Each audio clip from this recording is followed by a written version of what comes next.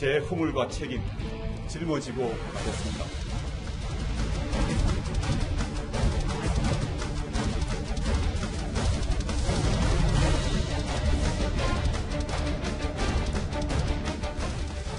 저는 공적 인물, 공인의 경우에 있어서는 부분적 허위가 있다 하더라도 전 다 비난받아야 한다고 생각합니다.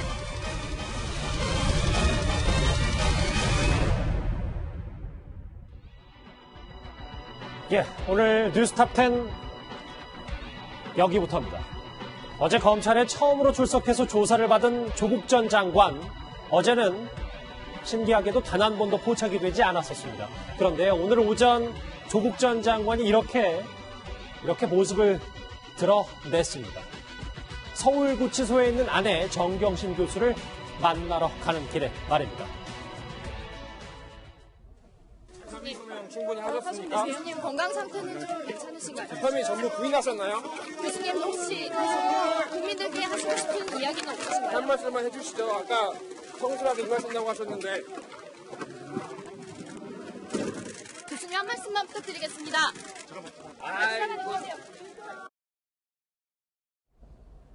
과거 영상 다시 오늘로 돌아와서 이 우산을 쓴 조 전 장관 모습부터 시작을 하겠습니다. 이현정 의원. 네.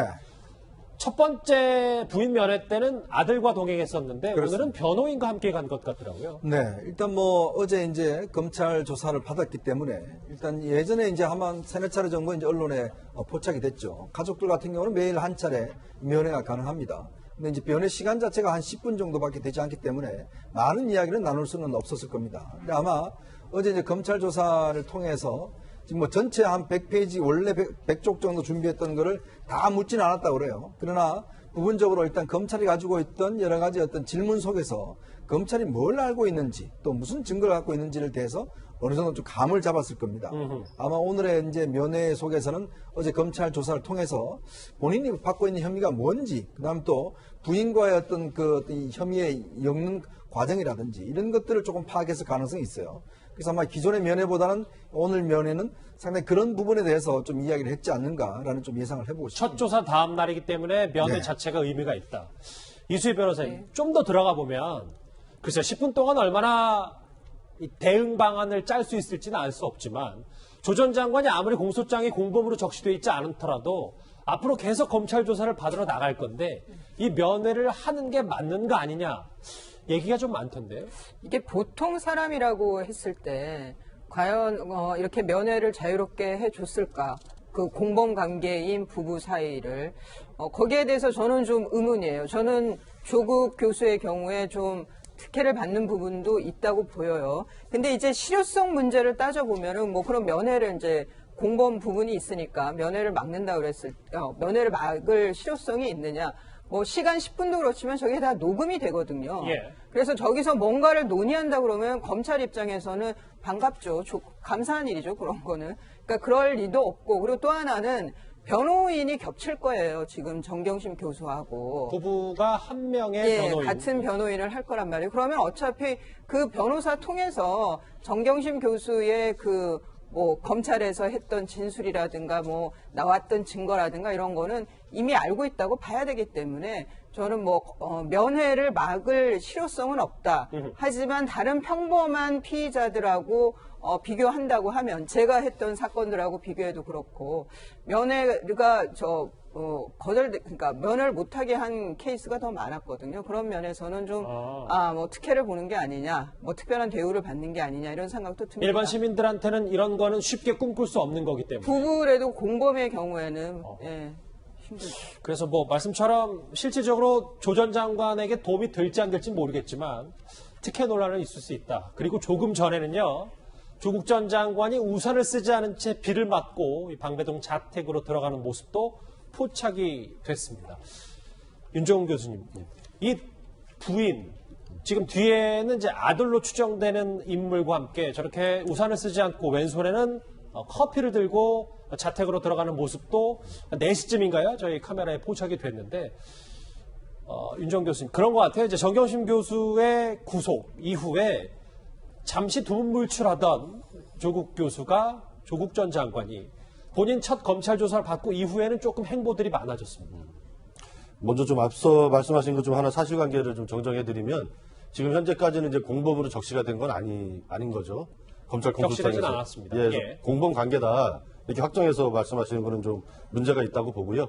지금 상태에서 이제 조국 전 장관이 여러 가지로 어제 같은 경우 이제 만감이 교차했을 것 같아요. 그 전에도 이제 본인이 검찰 수사를 받아봤지만 그때는 이제 뭐 민주화 운동 이제 이런 대의 명분에서 이제 받았던 건데 지금은 뭐 이제 지금 부인, 동생, 오촌 조카까지 구속되어 있는 상태고 심지어는 이제 80 노모까지 이제 수사 얘기도 이제 흘러나오고 있는 상황 아닙니까? 굉장히 이제 복잡한 신경일 텐데 그래서 아들하고도 이제 같이 면회는 가지는 않았지만 어제 하루가 조국 전 장관 일생에 있어서 굉장히 좀 만감이 교차했던 하루가 되지 않았을까 이렇게 봅니다. 알겠습니다. 그러니까 오늘 아침에 일찍 부인 면회를 가는 모습 그리고 조금 전에 우산을 쓰지 않듯 집으로 돌아가는 모습 만나봤고요. 지금 제 왼쪽에 나오는 영상은 바로 이른바 조국 수호대가 조 전 장관이 외출했을 때 이 취재를 막는 모습 함께 보시고 계십니다. 그런데 오늘도 어김없이 이른바 조국 수호대가 등장을 했습니다. 조 전 장관을 보호하기 위해 이렇게 신문지까지 들었던 이들이 오늘은 노래를 부른 겁니다. 추가 검찰 소환에 응하실 계획 있으십니까? 아내분 차명 노래 알고 계셨습니까?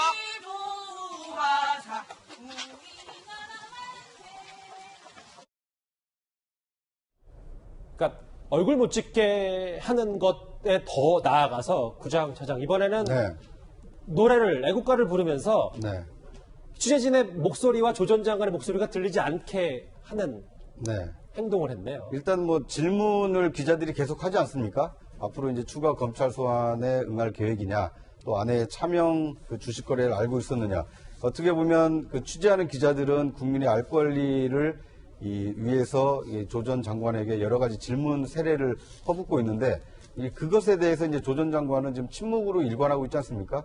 그런데 일부 지지자들은 그런 그 기자들의 어떤 질문마저도 저렇게 애국가를 부르면서 좀 봉쇄하려고 하는 모습을 보이고 있는데 과연 저것이 조국 전 장관에게 도움이 되는 일인지 아니면 저 모습을 지켜보는 국민들이 볼 때는 저렇게까지 하는 것이 과연 올바른 일이냐 저런 것은 뭐 이제 팬심이라고 하기에는 좀 너무 나간 것이고 또 애국가를 불렀다는 것은 자신들의 행위가 마치 어떤 그 애국적인 행위인 것처럼 뭐 비치도록 하려는 의도가 있었는지 모르겠습니다만 애국가가 저기에 좀 적합한 노래냐 이런 다양한 이 의구심과 해석을 좀 맡고 있습니다. 앞으로도 조 전 장관이 검찰에 몇 번 정도는 또 조사를 받는다는 전망도 있어서요. 이 이른바 조국 수호대의 행동도 저렇게 카메라에 계속 포착이 될 것 같습니다. 이제 본론으로 들어가 볼까요? 어제 예상보다 일찍 끝난 조사, 그것도 8시간 동안 입을 꾹 닫고 있었던 사실에 조 전 장관을 향한 해석이 참 분분합니다. 한쪽에서는요, 조국 전 장관이 형사소송법 교수라는 사실을 절대 잊으면 안 된다, 이런 분석까지 나왔습니다. 그가 과거에 수사 협조를 외쳤던 과거 발언부터 먼저 듣고 오겠습니다. 제 처가 그걸 했다 그러면 법적인 책임을 져야 되고 누구나 법 앞에 평등하다 생각합니다. 검찰 수사에는 당연히 성실히 협조하고 출석할 것입니다. 사법 과정에 당연히 협조해야 됩니다. 제 가족은 앞으로도 검찰 수사에 성실히 응할 것입니다. 저희가 과거 발언들을 쭉 모아봤어요. 당시에는 민정수석을 지냈고 전직 법무부 장관이기 때문에 아무리 장관자를 내려놓더라도 성실히 조사를 받겠다고 했는데 일단 어제는 진술 거부권을 행사했습니다. 이현정 의원님. 네. 그런데 이런 조 전 장관의 전략을 검찰은 어느 정도 예상을 했었던 모양입니다. 그랬을 것 같아요. 사실은 민정수석과 법무부 장관이라는 것은 우리나라의 법치를 관장하는 부처지 않습니까? 참 중요한 두 군데 법치를 관장하는 부처를 맡았기 때문에 어떤 면에서 공인으로서의 본인의 어떤 자세 이런 것들을 그동안 사실 본인도 그 이야기를 거듭해왔습니다. 특히 이제 그동안 공개적인 석상에서 한 4차례 정도 검찰의 조사에 성실히 임하겠습니다. 저희 가족은 검찰 조사에 성실히 임하겠습니다. 이런 걸 누차 이야기를 했어요. 저는 뭐 이런 말을 믿어 의심치 않습니다. 사실은. 그동안 보면 조국 장관이 워낙 그 이야기를 많이 했기 때문에 저는 당연히 예를 들어서 저 포토란에 서서 자신의 입장들 이야기를 하고 또 자신의 떳떳한 입장들 이런 국민 앞에 이야기하는 게 어떤 면에서 공인으로서 저는 당연한 일이라고 봤는데 그러나 제 전망은 어긋났습니다. 결국 조국 장관은 그리고 이제는 공인 조국보다는 피의자 조국 쪽에 상당히 이제 포커스를 맞추고 결국 이제 본인의 어떤 법적인 이득 이걸 이제 중요시한 게 아니냐 생각이 들어요. 자, 검찰 입장에서 보면 충분히 아마 그럴 가능성이 있을 겁니다. 왜냐하면 조국 전 장관이 법을 잘하고 있고 형사소송도 잘하고 있기 때문에 본인이 만약에 진술 거부권을 행사할 경우에 어떤 식의 어떤 평가가 올 건지는 알 겁니다. 아마 검찰도 그 부분을 고려해서 사실 검찰의 질문이요. 이 질문이 굉장히 구체적입니다. 그러다 보니까 조국 전 장관이 이걸 부인하더라도 말을 하지 않더라도 이것이 판사가 볼 때는 상당히 어떤 면에서 뭐 설득력 있게끔 들린다면 상당히 중요한 증거로 쓰일 수가 있는 거거든요. 아마 그런 측면을 봤을 때는 검찰 입장에서 보면 당연히 그런 부분을 예측을 하고 질문서를 마련했지 않는가 생각이 듭니다. 화면으로 한번 저와 같이 보실게요. 저희가 어제 조사실 화면을 촬영할 수 없기 때문에 당연히 저희가 삽화로 재구성을 해봤습니다. 검찰은 이현정 의원님의 분석처럼 예상했던 일, 질문을 간명하게 한 번씩 했습니다. 차명 계좌 어떠냐 알고 있었냐, 딸 장학금 문제는 어떠냐 해서 진술 거부를 노트북에 치고 아마도 본인은 재판에 어차피 넘겨질 것 같기 때문에 진술 거부를 했다라는 전략 저희가 한번 말풍선으로 꾸며봤는데 옆에 있던 변호사 있잖아요. 이 진술 거부권을 행사한 조국 전 장관의 조력자, 이 조사실에 동행한 이 정경심 교수의 변호를 맡고 있는 수식어가 참 많습니다. 김칠준 변호사인데요. 그는 정경심 교수의 구속 전 피의자 신문에서 검찰 수사는 기울어진 저울이라고 말했었습니다. 그동안의 수사 과정이 대단히 불공정한 기울어진 저울과 같은 것이었기 때문에 무엇보다도 더 중요한 것은 이렇게 장시간 동안에 한 가정이 파탄날 지경으로 한 가족의 시민으로서 도저히 온전히 버티기 힘들 정도로 많은 어려움과 고통을 받았는데 이제는 차분하고 냉정하게 법정에서 자신의 억울함을 밝힐 수 있는 기회를 주어야 하고. 진술 거부권에 대한 여러 가지 분석들 한번 볼까요, 이수재 변호사님? 어차피 기소될 것이니 패를 아끼는 것 같다. 검찰 증거 기록을 살펴본 뒤 재판에서 반박하려는 의도. 가장 유리한 카드를 꺼낸 건 형사소송법 교수이기 때문에. 글쎄 이게 가장 유리한 카드인 건지 이것밖에 할 수가 없었던 건지는 이제 기소가 좀 기정사실화 되는 것 같은데 그 범죄 사실은 어떨지는 모르지만 그러면은 법원에서 다 밝혀지겠습니다만은 저는 지금 이 진술 거부권을 전면적으로 한 건지 전에 한명수 전 총리의 경우에 이름부터 진술을 거부했었거든요. 이름이 어떻게 됩니까?부터. 근데 이제 조국 그 교수의 경우에는 그런 거는 다 그 진술을 하고 개별 질문에 대해서 아드님의 인턴 예정 증명서 이렇게 물었을 때 진술을 거부하겠습니다. 이렇게 개별 질문마다 진술을 거부하겠습니다고 했는지 그건 지금 명확하지는 않은데 뭐가 됐든 이름부터 정말 전면적으로 진술 거부를 했다 그러면은 더 그 국민들이 화가 붙어다시는 일일 것 같습니다. 근데 이런 거는 다 변호인단하고 상의를 해서 그렇죠. 결정을 하게 되는 거예요. 그럼 왜 그렇게 했을까? 여기에서는 특수부 출신 변호사께서 패를 아낀 거라고 하지만 검찰 입장에서도 조국 교수가 어떻게 진술할 거라는 건 대충 파악하고 있는 거고요. 그러면 정경심 교수 통해서도 좀 알 수 있는 부분이고 또 조국 교수 입장에서도 정경심 교수 변호인이 같이 변호를 하고 있기 때문에 검찰이 정경심 교수를 조사할 때 어떤 내용으로 조사를 했고 그때 나온 관련자들의 진술이 어떤 게 있었고 증거는 어떤 걸 갖고 있었다라는 거를 또 대충 아는 상황이거든요. 아마 정경심 교수를 조사하면서 검찰이 패를 다 보여줄 거라 결정적인 증거를 안 보여줬을 수도 있지만 여하튼 그래서 서로가 서로의 패를 아는 상황에서 먼저 안 깐다 저는 별 의미 없는 얘기인 것 같고요. 다만 이제 그런 건 있죠. 법원에 갔을 때 조국 교수가 어떤 부인하는 취지에서의 거짓 진술이 있을 때 결정적일 때 검찰이 반박할 증거를 낸다든가 그래서 은근히 법원에서의 재판이 재밌을 수도 있다. 좀 미드의 그 한 장면을 보는 것 같은 증거 싸움이 될 수도 있겠다는 생각도 듭니다. 서로 눈치 작전을 펼치는데 이수희 변호사 질문 하나 더요.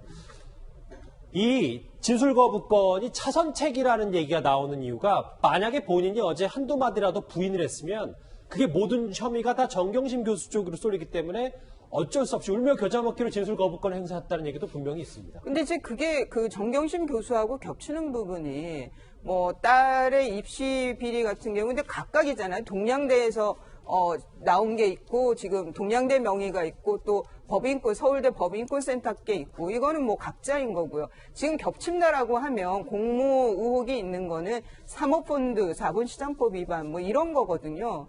뭐 그거는 어차피 저는 조국 교수는 법원을 가서도 나는 몰랐다라고 할 거예요. 사모펀드와 관련해서는. 그래서 그게 뭐 검찰에서 부인한다 몰랐다라고 하는 거나 법원 가서나 그게 뭐 차이가 있었을까 싶습니다. 그간 SNS 등 혹은 기자회견이든 풍성한 발언들을 쏟아냈기 때문에 어제 진술 거부권이 참 의외라는 반응이 많은데요. 이 조국 전 장관이 검찰의 패를 꿰뚫고 있다는 분석까지 나왔습니다. 누가 말했는지 화면으로 같이 만나보시죠. 조국 전 장관이 형법 전문 학자 아니었습니까? 예. 검찰의 수사 방향, 그 수를 읽고 왔다. 서로 수싸움을 계속하고 있다.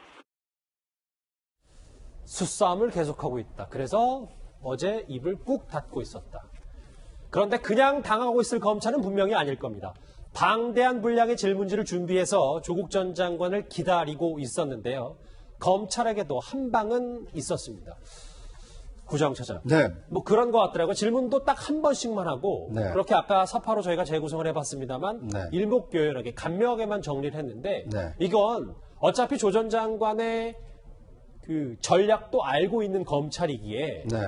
나중에 증거를 들이밀면 모든 게임이 끝난다는 자신감 때문입니까? 네. 범죄의 재구성이라는 그 제목의 영화가 있지 않습니까? 그러니까 검찰이 이 피의자를 불러서 이 진술조서를 받는 것은 압수수색을 통해서 확보한 증거를 통해서 범죄 혐의를 어느 정도 그 윤곽을 잡아놓고 그것에 대한 이제 확인하는 절차거든요.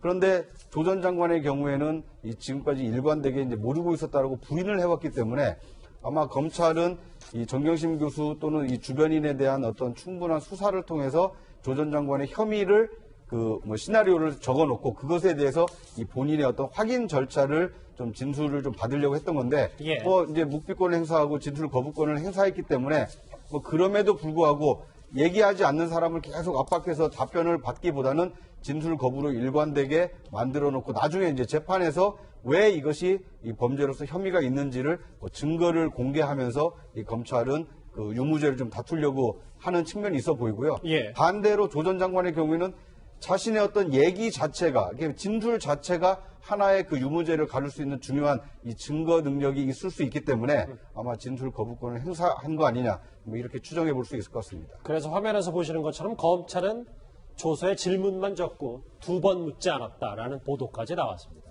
조국 전 장관이요, 진술 거부권을 꺼내든 또 하나의 이유, 한번 저희가 짐작을 해본다면 이걸 겁니다. 과거 조국 전 장관의 발언에서 저희가 힌트를 한번 찾아봤습니다. 저는 공적 인물, 공인의 경우에 있어서는 부분적 허위가 있다 하더라도 전 다 비난받아야 한다고 생각이 듭니다. 공인의 경우에 있어서는 어떠한 비난도 받아야 된다고 봅니다. 제가 무슨 부귀영화를 꿈꾸고 더 무슨 고관 대작 자리를 차지하려고 이 자리에 와 있다고 생각하지는 말아 주십시오. 저 발언은 분명히 위원장 의원님, 네. 공인으로서는 뭐 좀 과도한 비난을 받아도 달게 받아야 된다고 했었는데 어제 진술 거부권의 맥락을 보니까 자기가 민정수석이었든 그리고 전직 법무부 장관이었든 이 공적 책임보다 피의자의 권리만 주장한 거 아니냐, 그렇죠. 라는 얘기들을 하고 있습니다. 그러니까 결국 이제 조국 전 장관이 정말 말과 행동이 너무 다르다라는 것들을 우리가 그동안 쭉 봐왔지 않습니까? 이번에도 마찬가지로 결국 그동안 본인이 했던 말과 실제로 본인이 하는 행동이 너무 다르다는 것을 적나라하게 이제 볼 수가 있는 것이고요. 저는 이번에 진술 거부권 행사가 어떤 면에서 보면 고육직책이라는 생각도 듭니다. 왜 그러냐면 사실은 다른 피해자들과 달리 조국 교수 같은 경우는 그동안 많은 말을 했어요. 인사청문회나 기자회견이나 여러 가지 통해서 이번 사건과 관련해서 여러 가지 이제 이미 뱉어놓은 말이 있습니다. 그러나 지금 검찰 입장에서 보면 지금 조국 전 장관 그 말을 기준으로 해서 이 말에 어떤 반대되는 증거들을 지금 수집하고 있는 거거든요. 어떤 면에서 보면 검찰 입장에서는 굉장히 손쉬운 수사를 하고 있는 걸로 보입니다. 왜냐하면 조국 전 장관이 어떤 데서 인권센터 관련해서 나 연락한 적이 없다, 준 적이 없다 그러면 준 적이 없다는 걸 근거로 해서 준 적이 있다는 증거만 찾아내면 돼요. 자, 그 증인들이 몇 명 있지 않습니까? 그래버리면 조국 전 장관의 진술이 거짓이라는 게 이제 바로 밝혀지는 거거든요. 그런 면에서 본다면 조 전 장관이 워낙 말을 많이 했기 때문에 실제 검찰 조사에 가서 자칫 자기가 지난번에 했던 말과 다른 말을 할 경우에 이게 사실은 어떤 재판에 가면 굉장히 불리한 증거로 쓰일 수가 있거든요. 즉 거짓말을 한다, 말을 바꾼다. 왜냐하면 판사들이 제일 싫어하는 게 그겁니다. 말을 바꾸는 거, 진술이 달라지는 거, 여기에다 진술에 신빙성이 없다라고 이야기를 하거든요. 그러니까 그런 면에서 본다면 조국 전 장관 입장에서 보면 오히려 말을 많이 검찰이 하는 것보다는 아예 그냥 재판정 가서 본인이 했던 주장을 그냥 되풀이하는 것이 오히려 그게 더 낫지 않는가. 그런 한편의 어떤 고육지책도 저는 생각할 수 있을 것 같습니다. 윤정훈 교수님, 제가 어제부터 오늘까지 제일 질문 많이 받았던 게 이건 것 같아요. 그러니까 조 전 장관이 그래도 전직 법무부 장관이었고 전직 2년 넘게 민정수석을 지냈으면 이거에 대해서 진술거부권은 어쩔 수 없다. 포토라인에 서서 최소한 한두 마디 정도 하고 들어갔어야 되지 않느냐. 이게 너무 희생양, 본인 정치검찰에 당하고 있다. 이 법리적인 싸움만 하고 있는 건 문제 아니냐라는 얘기들을 하더라고요. 그런 부분에서는 조금 좀 아쉬운 면이 있습니다. 그러니까 진술거부권은 이제 헌법이 보장하고 있는 검찰이 수사할 권리가 있듯이 피의자들도 이제 진술거부를 할 수 있는 권한이 있지 않습니까? 그런 거지만 어쨌든 본인이 검찰을 지휘하는 법무부 장관으로서 또 민정수석을 했던 분인데 자기가 이제 관리했던 검찰 수사에 이제 비협조하는 그런 모양새로 일반 국민들에게는 이제 비춰질 수밖에 없잖아요. 그런 면에서는 좀 아쉬움이 좀 있다고 생각이 들고 어쨌든 간에 이제 그 진술 거부권을 통해서 조국 전 장관 입장에서는 자기는 이제 검찰 수사의 어떤 억울한 피해자다 이런 이미지를 만들려고 하는 것 같아요. 그리고 검찰 고육지책이라고 이제 앞에서 말씀하셨는데 그런 것만은 같지는 않고 지금 거의 석 달에 걸쳐서 조국 전 장관 수사와 관련된 모든 이슈들이 검찰 발이든 기자들의 취재에 의해서든 낱낱이 지금 이렇게 보도가 되고 있는 현실이잖아요. 그런 상황이고 조국 전 장관이 스스로 페이스북에 얘기했듯이 이미 검찰의 수사 방향은 본인을 구속 기소하는 쪽으로 정해진 것 같다. 이렇게 이제 상황 판단을 하고 있는 입장에서 어제 이제 그 수사가 이루어진 거기 때문에 그런 면까지 좀 감안해서 봐야 되지 않을까 싶습니다. 그런데요.